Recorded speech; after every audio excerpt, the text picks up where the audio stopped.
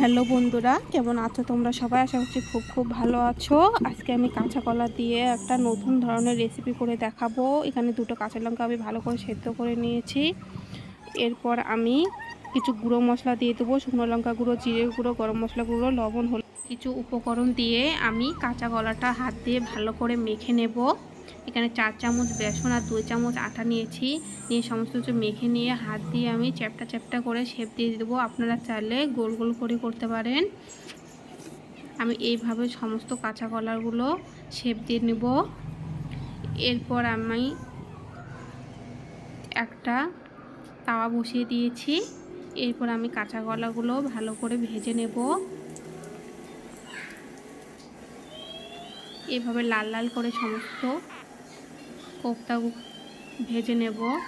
সমস্ত কাঁচা কলার কোফতা আমার ভাজা হয়ে গিয়েছে। এরপর আমি তুলে নেব। আমি সমস্ত কিছু তুলে নিয়েছি। এরপর ওই তেলের মধ্যে আমি কালো জিরা ফোড়ন দেব। কালো জিরাটা ভালো করে ভাজা হয়ে গেলে পেঁয়াজ, রসুন, কাঁচা লঙ্কা, আদা বাটা দিয়ে দেবো।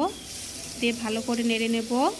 এরপর দিয়ে দেবো শুকনো লঙ্কা গুঁড়ো, জিরে গুঁড়ো, হলুদ গুঁড়ো, লবণ আর গরম মশলা গুঁড়ো দিয়ে ভালো করে নেড়ে নেব।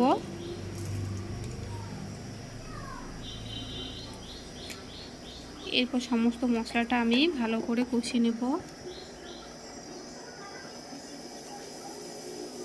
এভাবে ভালো করে কষিয়ে নিতে হবে। আমার সমস্ত মশলাটা কষানো হয়ে গিয়েছে।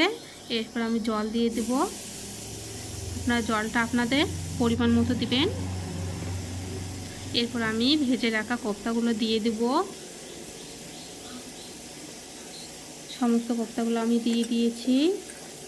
এরপর ভালো করে নেড়ে নেব,